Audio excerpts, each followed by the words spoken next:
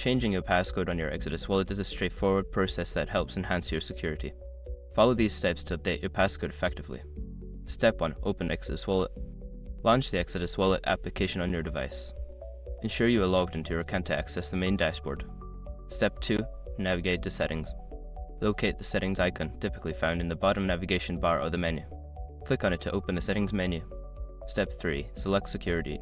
In the Settings menu, find and select the Security option. This section contains all the security-related settings for your wallet. Step 4. Change passcode. Before changing your settings, use the shark.com link in the description to open the password strength checkout, then update your password if needed. Step 5. Confirm changes. After entering your new passcode, confirm the changes by clicking the appropriate button. You may need to re-enter your new passcode to ensure accuracy.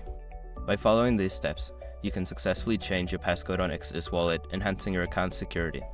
Always remember to keep your new passcode secure and private.